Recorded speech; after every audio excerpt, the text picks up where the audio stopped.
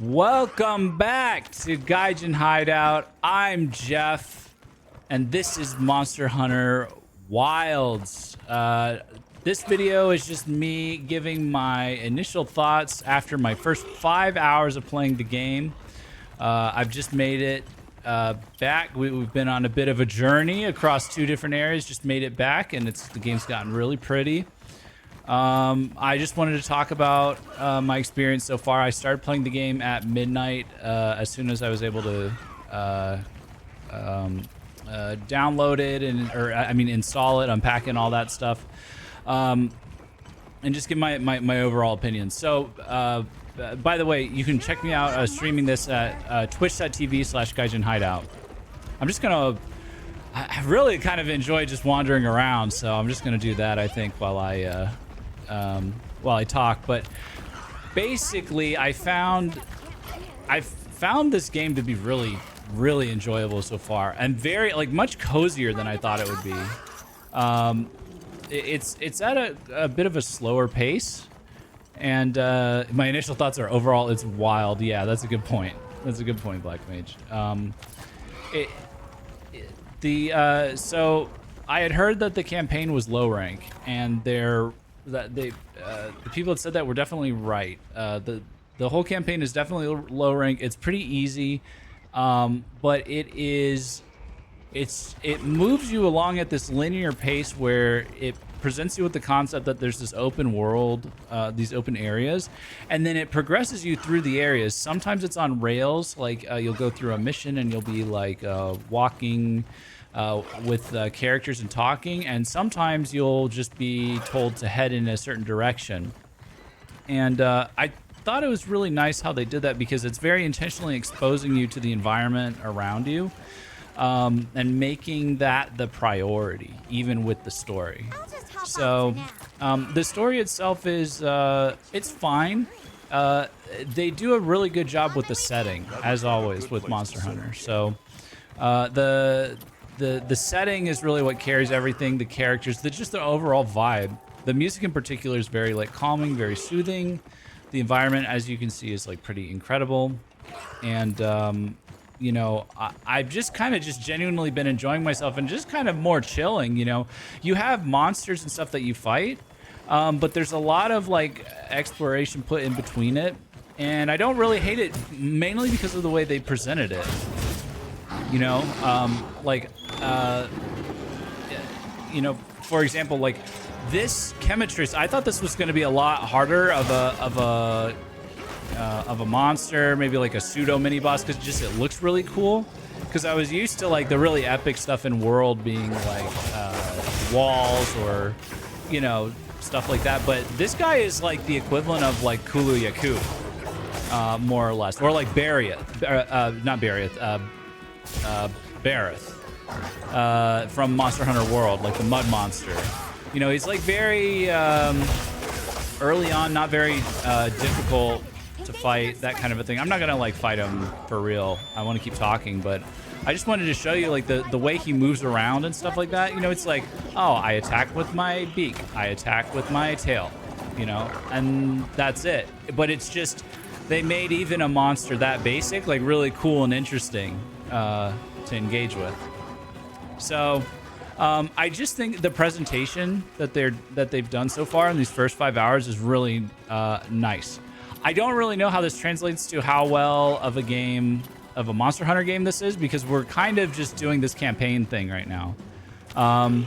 But all I know is it's been a really cozy, guided experience that has kind of made me more aware of different mechanics, and forced me to slow down without making me feel uncomfortable about it, and it's teaching me the game. So I think overall they're doing a good job. Maybe it's a little unorthodox what they're doing. It's probably not quite like anything else. It's not like a, you know, like I said, it's not like a locked in on rails all the time campaign, but it's also not Breath of the Wild where it's wide open world and you just learn by doing anything in any direction. It's sort of it's kind of like this controlled chaos where it starts out at the very beginning, the most linear that you can imagine. where it's on rails like chase scene, and then it opens up and there's like a little bit of exploring, and then there's more story progression, and then it gets to a point where it's like, hey, your assignment is to go to this area to start the next part of the story, and that just so happens to be the point where this first area really opens up. So they're progressively like loosening the restrictions on you, and letting you just kind of like wander around. And for someone like me, that's pretty good. I ran into a few walls with it initially. I think before I progressed the story enough, they were letting me explore this area, but the Hunters Guild hadn't given me permission to hunt a Balahara.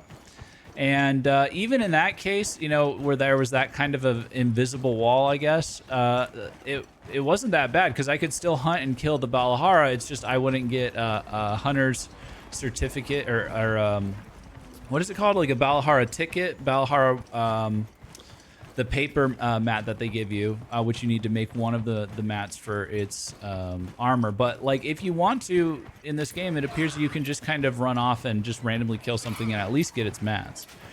So even though they were trying to guide me in the direction of like, hey, do the story, it wasn't like they were like just ruining my experience because I was trying to push out of that certificate. Yeah, that's what I was trying to say, Balahara certificate. Cons, I guess I'm saying a lot of good things right now. I'm just kind of going off the dome for this. You know, it's been 6 hours. I've been up all night, so sorry if this is a little rambly, but in terms of like cons, I would say it was definitely a bit buggy in the beginning. It's still buggy now. I think you can see some pop-in and stuff like that. So I'm still trying to figure out what configuration works for me. But you can make this game look and function really well, at least on the hardware that I have. I have a 4080 and like an AMD, an NVIDIA 4080 and like an AMD card from a long time ago. Not that long ago, I guess 3 years ago. So I don't know how well this is going to do on like smaller rigs. Oh, look, I think we found an invisible wall, for example. But for me, it's I was very nervous from the demo, and now I'm not nervous. Very nervous from the beta, but now I'm not nervous at all. So there was one really bad bug. I'm probably gonna clip it just because it's kind of funny. In the beginning, in the on-rails chase scene, where there's like this big like weird mesh like rectangle jumped out of this Balahara as it made a sand pit that it was sucking you into as part of like a scripted event, and it almost like broke the game because it was like protecting the Balahara. Like the Balahara was partway in it. It was gray. It was weird. I'll make a short of it, I'm sure. And you had to like shoot screamer ammo at it, and it wasn't affecting the Balahara if I shot it, the part of the Balahara that was in this like gray mesh object that was not supposed to be there at all. It was very freaky. It was very weird. So that was probably the worst bug, and that was at the beginning. And pretty much since the beginning, I think the game's been getting more and more.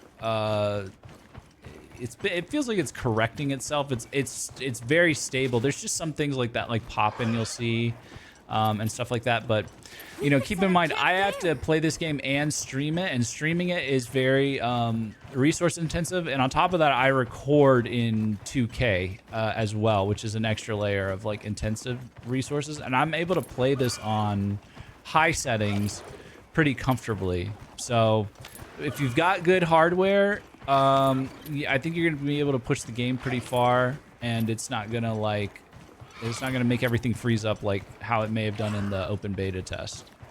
You know, beyond that, you know, I'm just genuinely like enjoying my time. I was surprised at how much I enjoyed being made to take things slow, and yeah. I guess it remains to be seen how much more difficult this is going to get. There's been a lot of story-intensive presentation of monsters, and then the monsters haven't been that difficult, but we are in low rank. And I'm just kind of happy the way that they presented it, because the more I think about it, like, man, in World, they, like, really made you, like, suffer through just like a to-do list in the beginning of like hunt this thing, do this fetch quest, do this side quest. Now it's time for you to meet the wall, have fun, and, you know, and then, you know, hunt this thing, hunt this thing. And in this one, they're just kind of stitching it together, and it's nice. It's nice, I think. So it's kind of like all the side quests are woven into the main quest. Yeah, there's that too. Like everything seems very intentional with what they're doing. So I just kind of think it's I already said this, but I think it's kind of cool that they've got the open area, and then they've just plotted this course through the open area for the campaign, and you're just literally like in that. You can tell you're just in that environment, and then it's almost like there's a camera crew shooting you. He's shooting an action movie of you, you know, as you know, the cutscenes they're taking there, or the dialogue's done there, and then it puts you right in the combat, you know, when it introduces monsters and stuff like that. I think the highlight in terms of presentation and everything was the Lala Barina fight, the introduction in the Scarlet Forest. That was really cool. I think the wall fight we were supposed to have was this Doshagama fight, and I was surprised at how much they hyped up Doshagama, how like central to the story it was to an extent, at least this opening part. I thought it was just going to be fodder, but they made it like a big deal. It's in like crazy cutscenes and stuff like that. You know, I'm just kind of like whatever about Doshagama. I fought him a lot in the open beta, so I'm not super about him, but you know, he started to deal some damage at the end, I think, when I slipped up a few times, but you know, we'll just have to see about like where the difficulty goes from here.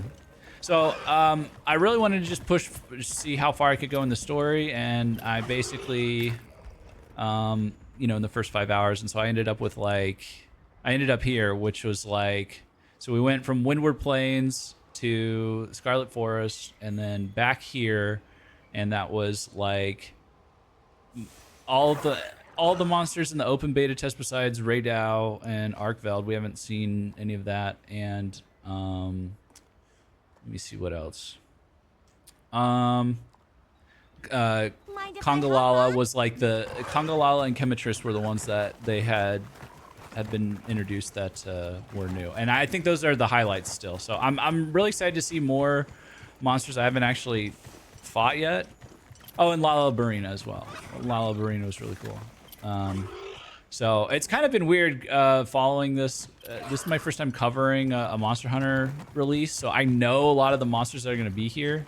So I almost am like looking forward to getting to the stuff that I paid less attention to. But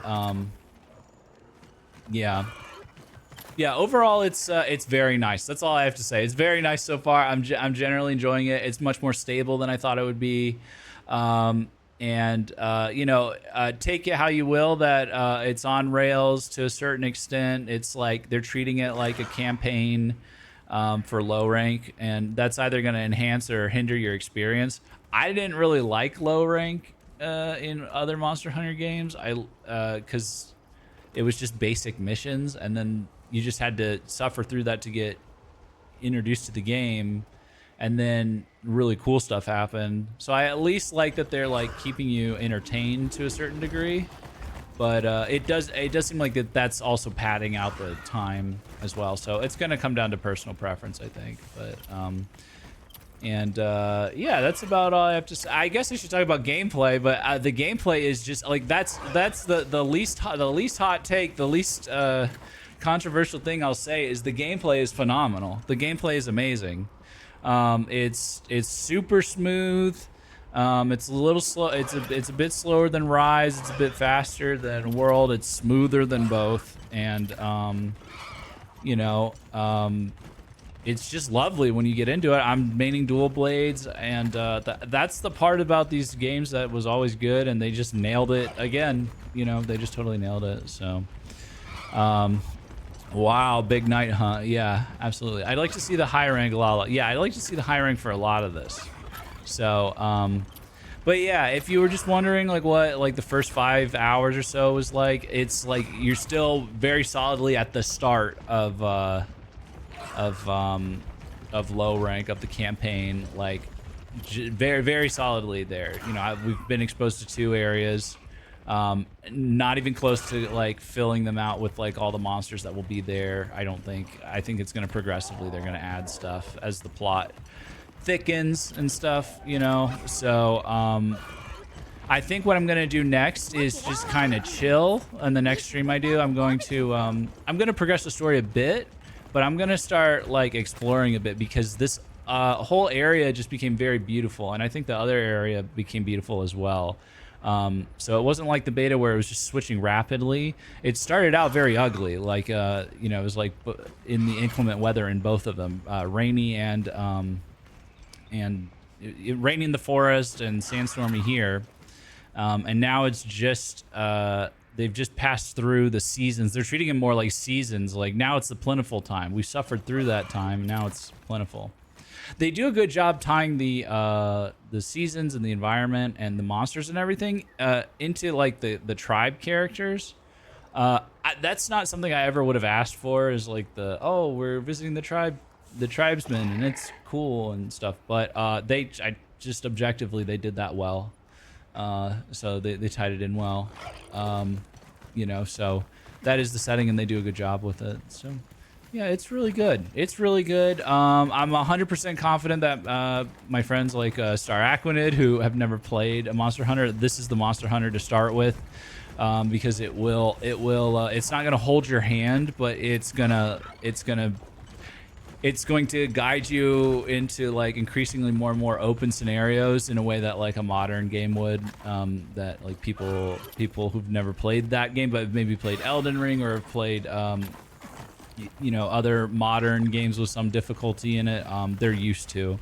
But it's just a little bit more open. It's a little bit more, you know, it's got its own thing going on. So, all right, that's all I have to say. I think I like it. I'm going to keep playing it. I'm going to play the hell out of it. If you want to see someone like me stream this game, I'm going to be streaming it every day for the next 10 days at twitch.tv/Gaijin Hideout. So definitely check that out. Drop me a follow. There's no set time yet. It's just you want to drop a follow, and maybe also join the Discord link in the description, so you get notified when I go live. It's just going to be, we're working out how it's going to be, but the easiest way is going to be that way. But yeah, let me know what your thoughts are, if you've played the game or if you're interested at all. In the comments down below, and I'll see you in the next video, and hopefully in chat. Peace out.